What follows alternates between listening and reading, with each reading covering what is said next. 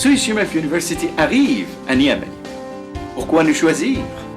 33 ans d'expérience à Genève, première université européenne au Niger, double diplôme d'UNEF, Genève et de Niamey, professeurs internationaux, bachelor et master en management, droit et diplomatie, possibilité d'effectuer la dernière année d'études à Genève, qualité suisse avec une perspective internationale, active en Europe, Asie et Afrique, programme d'échanges internationaux, bourse d'études au mérite. Contactez-nous dès maintenant et réservez votre place pour l'examen d'entrée. Nous pensons différemment. We think differently.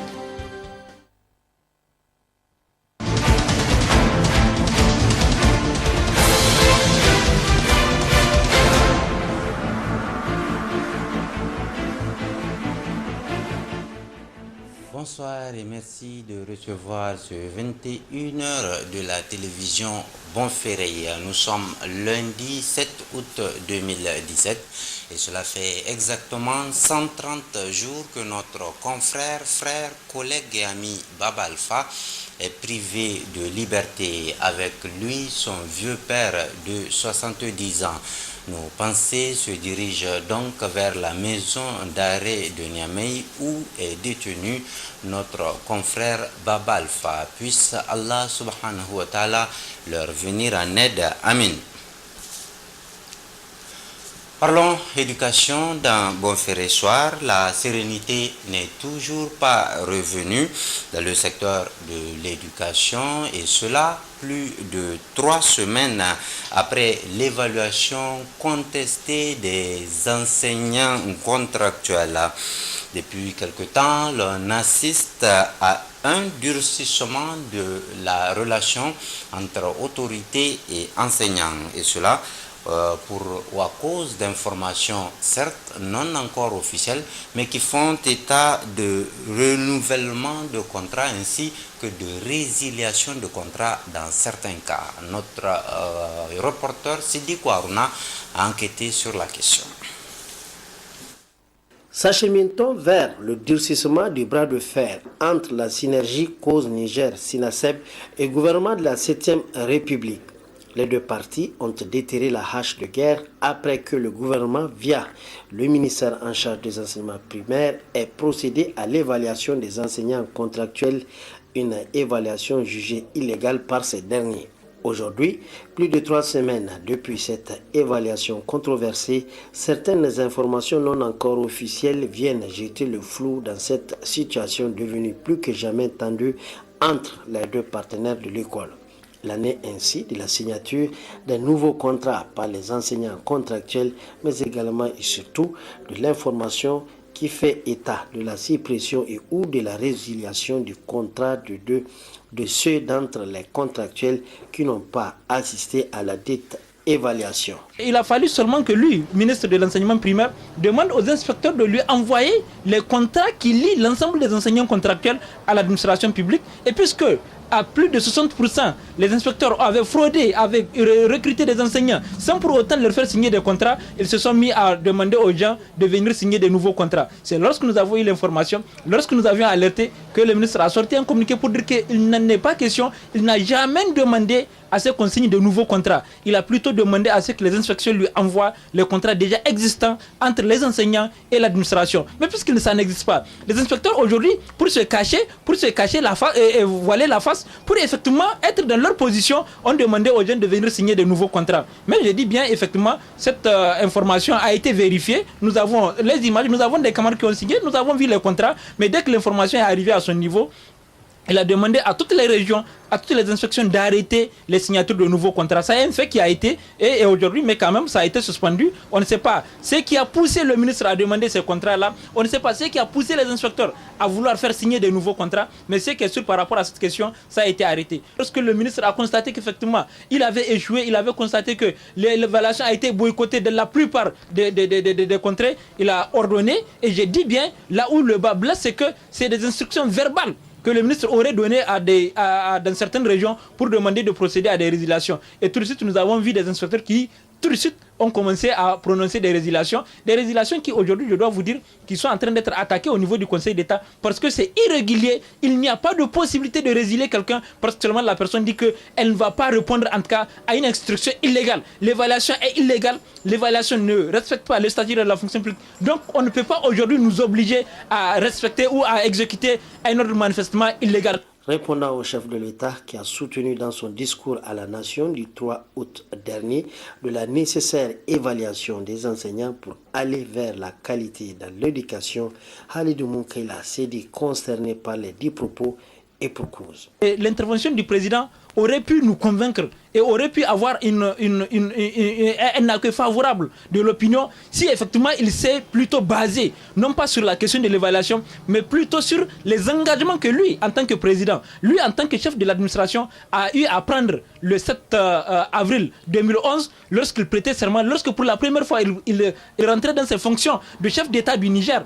Il avait pris des engagements forts pour le système éducatif nigérien, des engagements forts pour les enseignants du Niger, des engagements forts pour le peuple nigérien en ce qui concerne l'école publique nigérienne. Où sont passés ces engagements-là? Qu'ils nous disent aujourd'hui lequel de ces engagements-là a été honoré de son côté. Qu'est-ce qu'il a eu à faire pour l'école publique nigérienne? Je vous informe que par rapport au recrutement dont ils sont en train de taper la poitrine, que de 2011 à aujourd'hui, le régime actuel a fait un seul recrutement fini. C'est le recrutement de 2011.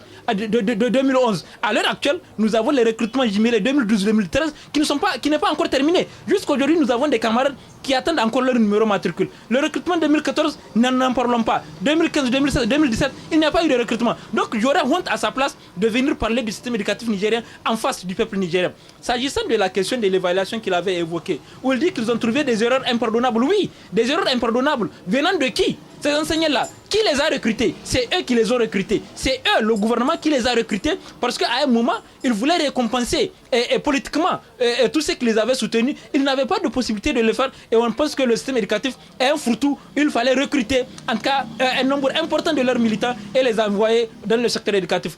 Une chose est sûre, si les informations se confirment, le secteur éducatif nigérien risque de s'effondrer davantage. En ce moment, même avec une évaluation chaque année, on ne pourra pas produire de la qualité et pouvoir ainsi redresser le dit système éducatif. Parlons maintenant santé avec le début ce matin même des épreuves théoriques de l'examen unique de certification de santé session 2017.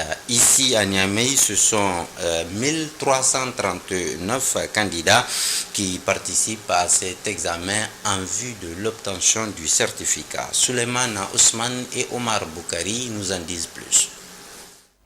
C'est un mauvais coup d'envoi qui a été donné ici au centre CG11 de Niamey dans le démarrage des épreuves théoriques de l'examen unique de certification en santé. Prévu pour commencer à 8h, il a fallu 8h40 et c'est là du retard des autorités en charge de la question. Ainsi, l'épreuve de synthèse de l'agent de base a constitué le premier sujet de ces épreuves théoriques. Cet examen est aussi élargi sur l'ensemble du territoire national. À la même heure, au niveau de 7 autres régions, il y a donc des élèves et des étudiants au nombre de près de 2200 et quelques aujourd'hui, un peu plus de 2200, qui vont faire cet examen théorique-là. Et ce sera suivi par des épreuves pratiques. Ici, au niveau du centre de Niamey, donc c'est le CG11 qui a été choisi. Et pratiquement tous les élèves et étudiants prévus sont en majorité donc, dans leur salle. Et nous venons donc d'ouvrir les enveloppes pour démarrer ces épreuves-là. Nous avons au niveau de Niamey un peu plus de 1300 donc, élèves et étudiants qui font cet examen aujourd'hui. Selon l'intérimaire du ministre en charge de la santé publique, toutes les dispositions nécessaires sont en train d'être prises pour la bonne tenue de ces examens. C'est vraiment impeccable. J'ai vu des professionnels, des gens qui ont vraiment l'habitude d'organiser ce genre d'examens. C'est des professionnels et tout le monde est en place et à l'heure. En tout cas, je leur souhaite bon travail et je les remercie et les félicite de leur disponibilité qui est en train d'être couronnée aujourd'hui par cet examen qui permettra à nos jeunes sœurs et nos jeunes frères d'être diplômés et qualifiés dans le domaine de la santé. Initié depuis 2009, l'examen unique de certification en santé vise à garantir dans l'espace CEDEAO une meilleure santé des populations tout en mettant l'accent sur des soins de qualité. Aussi, cette année au plan national, ce sont au total 2269 candidats, élèves et étudiants, dont 1339 pour le compte de la région de Niamey, à affronter les épreuves théoriques et pratiques, toutes filières confondues. Et c'est là pendant un mois pour les épreuves pratiques. La caravane de la cohésion sociale et de la paix durable s'est tenue du 3 au 7 août 2017 dans la commune de Bangui, département de Madawa. Et c'est la 3e édition de cette caravane. À l'origine de celle-ci, l'association des étudiants du Niger. Restons avec Souleymane Ousmane. Du 3 au 7 août dernier s'est tenue dans la localité de Madawa, principalement dans la commune de Bangui, la 3e édition de la caravane de paix couplée à celle de médical, sur initiative propre de l'association des étudiants musulmans du Niger. La population de la commune rurale de Bangui, c'est dans le département de Madawa, cible de cette caravane qui a pour objectif global de contribuer au renforcement de la cohésion sociale et la paix durable, ainsi qu'à l'amélioration de la couverture sanitaire des populations. Le contexte et le choix de cette localité choisie par l'association des étudiants musulmans du Niger n'est pas un fait de hasard. Les responsables des localités de Bangui et Madawa, pour leur part, ont rappelé toute l'importance de cette action de bienfaisance de la dite association au bénéfice de leur population bénéficiaire. Au terme de cette 3e édition de la caravane de la paix couplée à celle de médical de l'association des étudiants musulmans du Niger, les résultats sont satisfaisants de la part des organisateurs qui tournent autour de la cohabitation pacifique, l'entraide et la solidarité entre les communautés.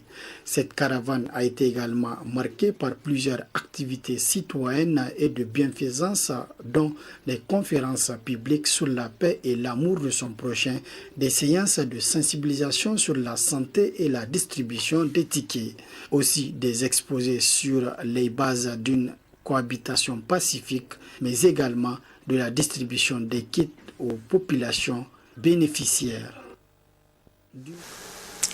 La République du Niger veut se doter d'un statut d'un statut des mandataires judiciaires au Niger, lequel statut a fait l'objet d'un atelier de validation de 3 jours, atelier dont est à l'origine le ministère de la Justice nigérien en partenariat avec le projet d'appui à la compétitivité et à la croissance, Boubacar Amadou et Abdelaziz Djibrila.